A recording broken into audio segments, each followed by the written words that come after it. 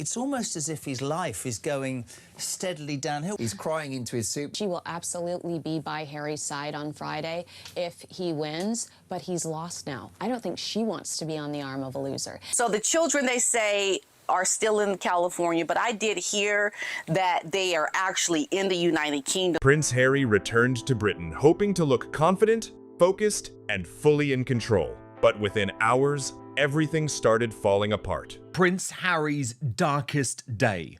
His court case ended in a major defeat. Buckingham Palace publicly pushed back against claims from his team, old private messages resurfaced, and Meghan Markle was nowhere beside him as the pressure exploded.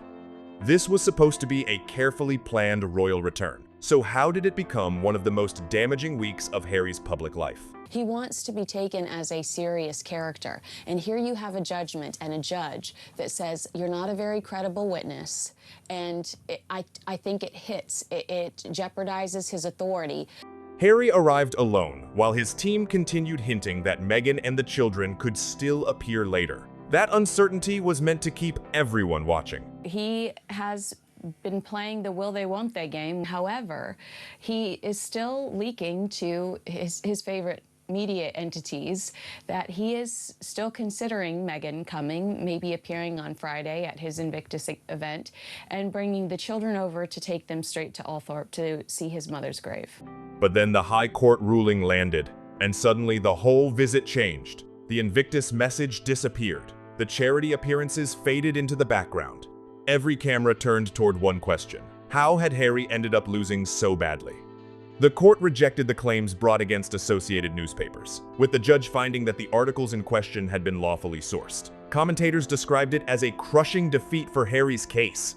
This man lied in court. He committed perjury. And he can sue me if he wants. King Charles must now strip his titles. Harry responded by calling the judgment a complete and utter whitewash, and argued that the evidence had not been treated fairly. But that angry response created another problem.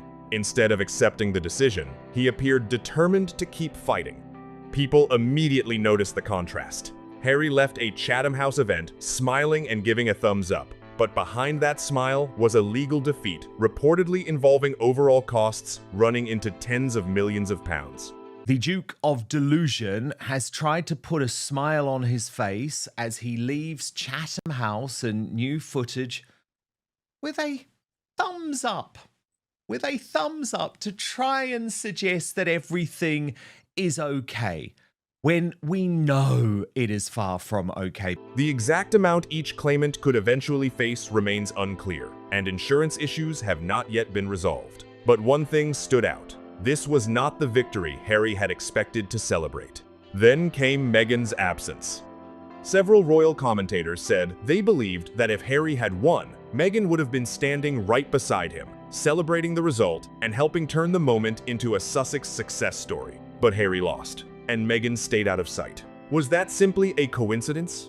It's bad for Harry and Meghan in their marriage. Because if I know if my husband was going through this with his family, I'd have my butt right there by his side. Where's Meghan? Where is she trying to calm Harry down with all the things that are going on for him, his difficulty? Or did it fit a pattern many viewers believe they have seen before, where Meghan becomes less visible whenever Harry faces his toughest public headlines?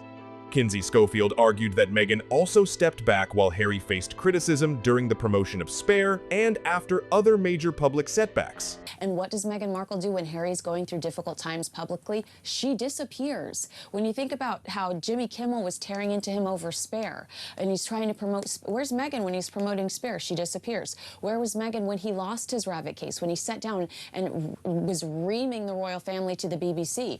Meghan mysteriously disappears. When Harry is going through difficult times, Meghan is MIA. She's nowhere to be found. Charlotte Griffiths made an even stronger point. She said that if Harry had defeated the newspaper, she believed Meghan would have been standing beside him, declaring that they had beaten another enemy. Instead, Harry delivered his speeches alone, while the court verdict dominated every headline. And I do think Meghan's way is to whip him up a bit more and make him more paranoid. Well, yeah, you've said that in the past, that you feel that she is the person that fed this idea that he was a victim. Whilst they were frontline serving royals, she's in his ear, you know, sort of paraphrasing, you know, Harry, you're better than this. They're all terrible people. Let's get you out and let's have some freedom and privacy. How did that work out? This could cost Harry a lot of money, couldn't it? Well, there's £40 million on the table. That absence mattered because Harry's trip had already been presented as a possible family reset. Reports suggested he wanted to bring the children back to Britain, reconnect them with the country, and possibly create an opportunity for King Charles to see his grandchildren. Harry also hoped for positive headlines before the next Invictus Games. But without Meghan, without the children, and without any publicly confirmed family meeting, the image of a royal reunion disappeared before it ever had the chance to begin. You know, he wants to have his children acknowledged with a photo op. He wants to take complete advantage to do what he wants to do. Even though Meghan was physically absent, she was still everywhere in the story. Commentators claimed she was furious about how Harry's accommodation had been handled. Others suggested she never truly planned to return to London. Some argued that the security conditions surrounding any visit had become so demanding that it was almost impossible. Because she wants to set the bar so high that makes it impossible for Harry to get it, so she doesn't have to come back. Because Harry still, I believe, wants a relationship with his family, whether he's still trying to use them for something or not. Meghan doesn't. Meghan herself has not confirmed any of those claims. But the speculation only grew because Harry arrived in Britain alone once again. Then Buckingham Palace stepped into the spotlight. According to the timeline discussed by several royal commentators, Harry had been offered accommodation at a royal residence and given a deadline to respond. Reports claimed he declined after that deadline had passed, then later changed his mind and requested a much shorter stay. Has been planning this trip since January, and for months this offer's been on the table to have a royal residence. Which is very generous. Very generous. And Friday was the deadline. Harry rejects the offer on Saturday, changes his mind, probably after his security team said, realistically, son, there is no safer place for you to be in London than inside Buckingham Palace.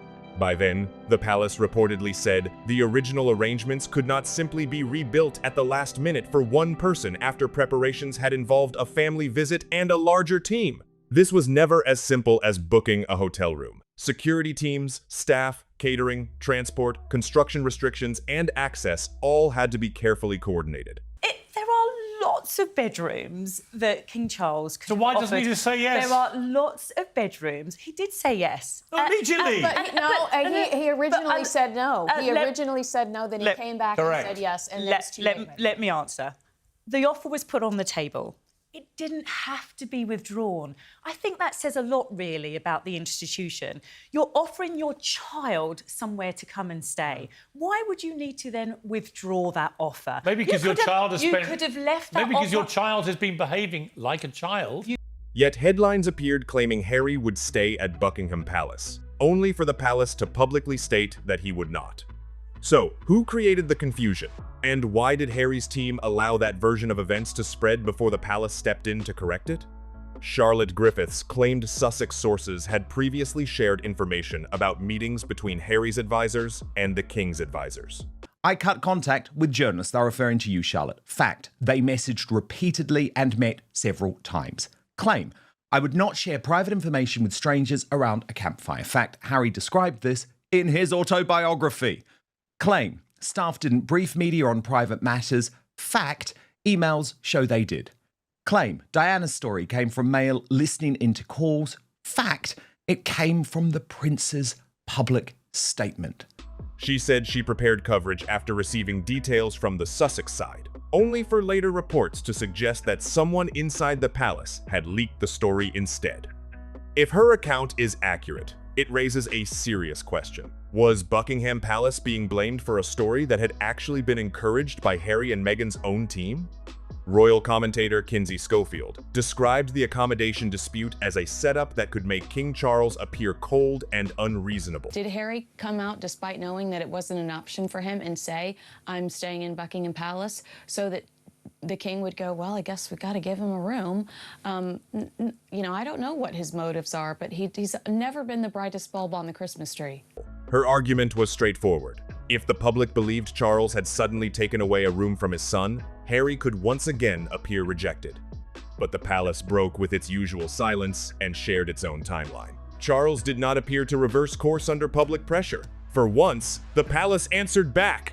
But didn't his team brief that he was going when he knew he wasn't? Yes, it's my understanding. Why would anybody in the royal family trust these two or that lot to not release? I mean, it's so toxic. And why would Harry, who apparently wants to be reunited with his father who's ill, in brackets, I think, sort out his inheritance, close brackets, put in place stuff that's caused... I mean, the British public have had it with them. Big time.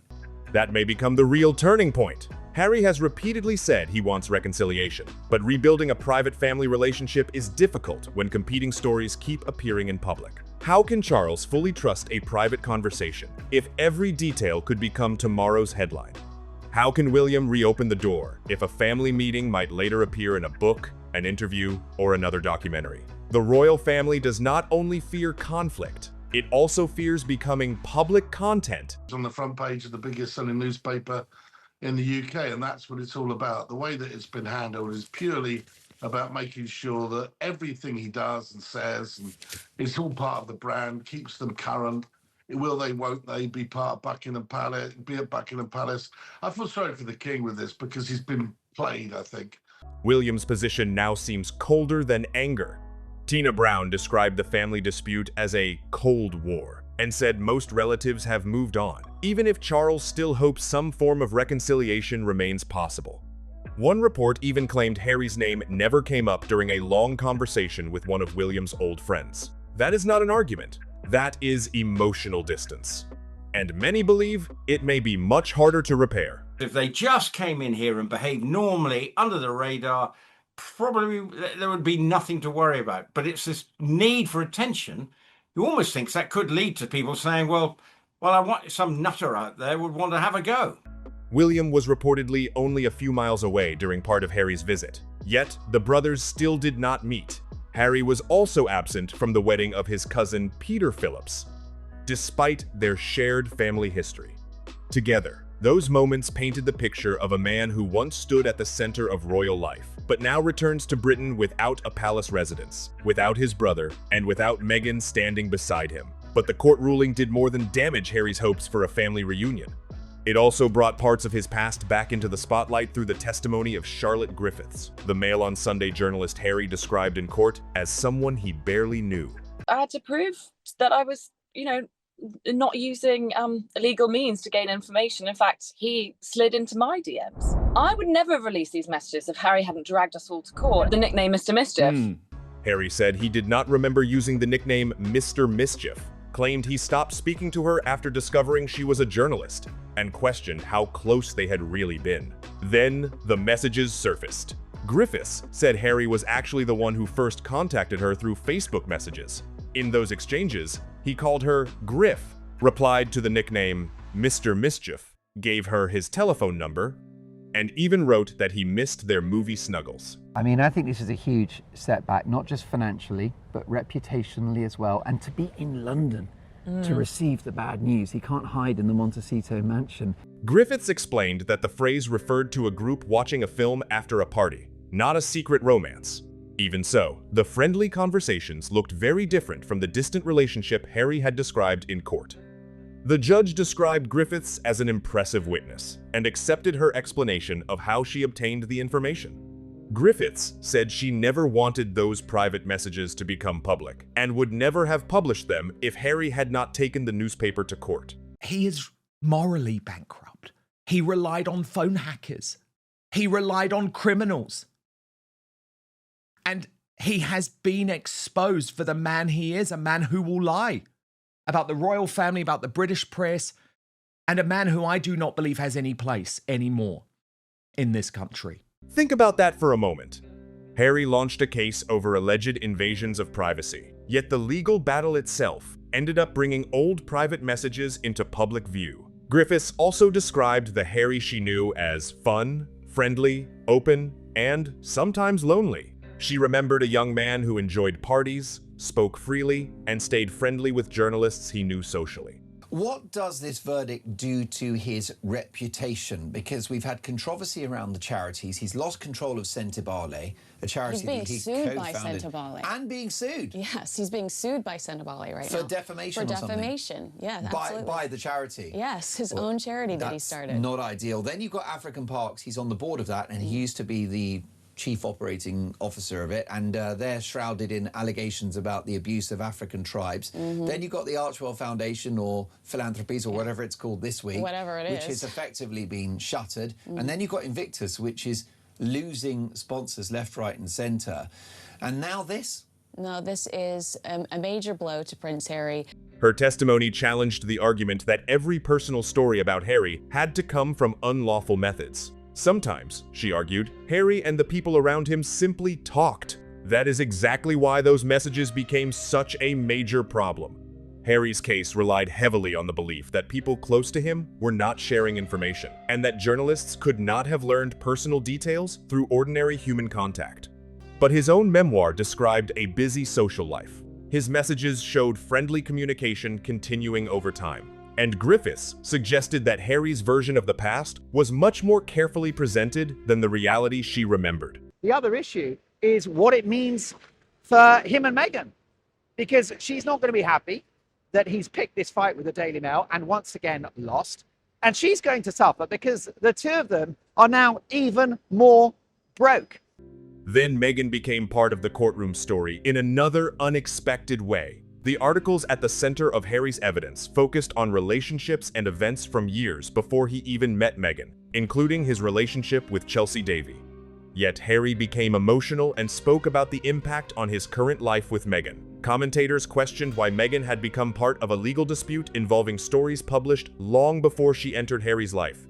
Bringing up Meghan, I don't know, in order to make her proud or something. I think he's scared of Meghan. I think Harry's afraid of Meghan, and he thinks he's got to be nice to her even when she's not there. Imagine the tension back in Montecito. Harry had returned to Britain to fight a court battle over stories linked to a former girlfriend, only to lose the case while Meghan stayed away. Of course, nobody outside their marriage knows what was said in private. Sorry to take up for the Duchess of Sussex, but how must it have felt for Meghan to hear Harry crying in court about how some of these articles broke up him and his beloved? I mean, what does it say about that relationship? I cannot compute why Meghan Markle came up in the High Court. That too. Given that the articles pertain to 15 years ago, why are you talking about Meghan? But many viewers naturally wondered how Meghan felt hearing an old relationship discussed so emotionally in court, while another costly legal fight unfolded around them. Money now hangs over everything. Reports have placed the overall legal costs of the case in the tens of millions. Although Harry's personal financial responsibility and the role of insurance have not yet been fully determined. They had no witnesses. It fell on its backside. It's cost 50 million quid, and now he's decided to focus on his charity work. He must be the most badly advised human being in the world, Angela. Well, you know who advises him, don't you? Yeah, she indoors. That's right. She's never satisfied. She screams at him. This comes after the end of major media deals, ongoing questions about future Netflix projects, and the continuing costs of security and life in California. How many more legal battles can the Sussex brand realistically afford?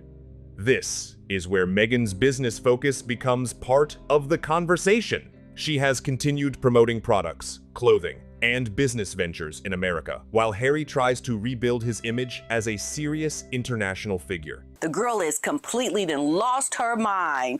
They say she is not just upset or a little disappointed about what happened with Harry being turned away from Buckingham Palace. She is actually furious. And let me tell you why she's furious. You want to know why she's furious? Because she wants a reason to be furious so she can say, Harry, look, I told you. Don't think about going back to the United Kingdom. We have to stay in America. He has spoken about Ukraine, security, anti-Semitism, veterans, and global affairs. But a judge rejecting his case makes that mission much harder. It also raises fresh questions about future speaking opportunities, partnerships, and influence. Harry wanted this visit to prove he could still bring Britain's attention back to serious causes. Instead, the court defeat pushed Invictus off the front pages. And if I'm Invictus, I'm livid because he's supposed to be coming over here to promote 1 year to Invictus, the big Birmingham Games next year. Is this all a ploy to make his father look bad, to manipulate his father to feel obligated to show up next year united with Harry at the Games, which I've heard forever is Harry's ultimate objective, to get that royal seal of approval by having members of his family at the Games? Is he trying to manipulate the family into feeling guilty or looking bad? I think I told you from day one, I felt like this was a setup. Commentators said veterans and event organizers could be frustrated that the accommodation dispute, Meghan's speculation, and courtroom battle had overshadowed the event. Some even claimed senior figures connected to Invictus planned to discuss the distraction caused by Harry's personal controversies. That does not mean Invictus itself has failed. The Games remain an important project for wounded and injured veterans, and Harry's role in creating the event is still one of his biggest achievements. But that is exactly why the current situation is so risky. Supported Invictus Games, which is a brilliant concept, which is to show wounded people that they are not victims. What has he done to himself? He's turned himself into the biggest victim of all time. Every time Harry arrives to promote veterans, the headlines quickly become Meghan, security, Charles, William, lawsuits, and palace briefings. How long can the cause stay front and center if the Sussex drama keeps taking over? Is he deaf to what people think? Seriously? Is he? Do he and his wife not understand that the shenanigans and the psychodrama, as you quite rightly said the other day, that your average Briton, whether they're pro-royal or not, just see them as entitled, arrogant, pain in the backside? Sorry, I'm being honest, because if you wanted to mend your relationship with your father, who's got cancer, you do it privately. Everything they do is through the media to get clickbait, because their star has not just faded, it's been extinguished. Even Harry's first public appearance sparked another controversy. He attended an event connected to photographer Misan Harriman, a longtime friend of Harry and Meghan who has faced criticism over political posts and later stepped down from a South Bank Centre role. As if Prince Harry's visit home to the UK wasn't controversial enough, his first visit was to support photographer friend Misan Harriman. Harriman recently announced he was standing down as chair of the South Bank Centre after controversy over alleged anti-Semitism and putting his politics front and centre. Harry was a star guest at the premiere of a hagiography about Harriman. And there is, sure enough, a whole load of pictures of Harry at this highly controversial film. Commentators questioned the optics because Harry had recently written about the rise of anti-Semitism in Britain.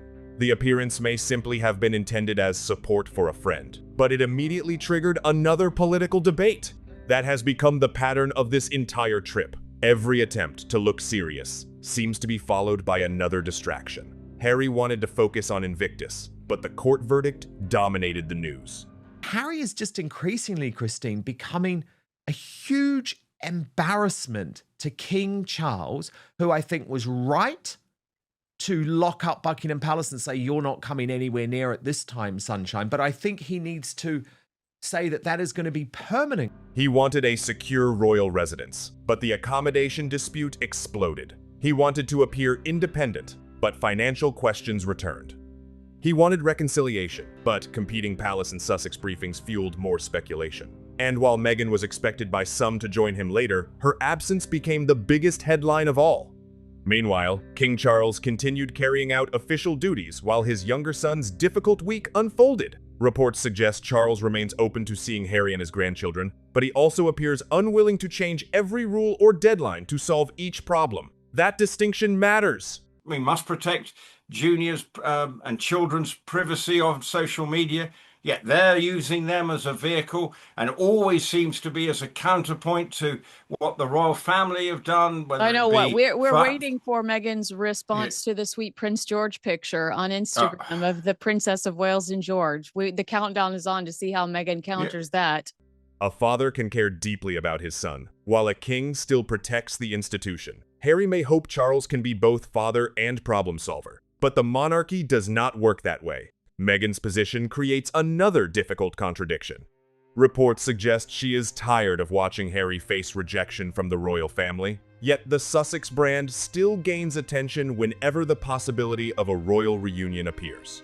Their titles, their children's royal connection, and even the chance of photographs with King Charles all carry enormous public value. They criticize the institution, but every hint of renewed access instantly becomes a global story. Then there is another comparison. But she doesn't want things to be private. She doesn't want things to look like they have the appearance of still being on the outside if, no one can see that they are benefiting from being in alignment with royalty again. Because the Sussex brand was built on the royal connection. Commentators repeatedly pointed out that Harry and Meghan often speak about the importance of their children knowing King Charles, while Meghan's own father, Thomas Markle, has also remained separated from them. The two situations are not identical, and the private reasons behind them may be very different. Even so, critics argue that the contrast makes it harder to present the discussion as being only about compassion, grandparents, and family healing. If Meghan truly believes Harry is being treated unfairly, why was she not standing beside him? If she believes the palace has handled him unfairly, why allow him to face the cameras alone? And if she never planned to come, why did speculation about her arrival continue for so long? She is not trying to make Harry's life any easier to have a relationship with his family, because let me tell you, Meghan is not trying to have a relationship with her own father or her own family. So do you really think she is trying to have Harry have a relationship with his family if it can't benefit her? Every answer seems to create another question, and every question keeps Meghan at the center of a trip she never actually attended. Some reports continued suggesting Meghan might still appear somewhere outside London, possibly near Birmingham or Althorp, where Harry's mother is buried. But that possibility sparked another debate. If London was considered too dangerous, why would other parts of Britain suddenly be acceptable? And if she visited Diana's resting place, would the moment remain completely private, or become another powerful image connected to the Sussex story? No appearance was ever confirmed, but the speculation alone shifted attention once again. Absolutely ridiculous, and it's his own doing, and also his wife's doing. Yeah. And let's be honest, his wife's fallen out with her family, and Harry's now fallen out with his family. Well, I'd like to say one thing to you, 2 words, and Kinsey said it for a month. Thomas Markle, if you're so concerned with your grandchildren seeing that their grandfather, try your father, or is it because Harry's father's the King of England? Harry may now return to California carrying much more than a legal defeat. He still has to explain why the palace accommodation story became so confusing.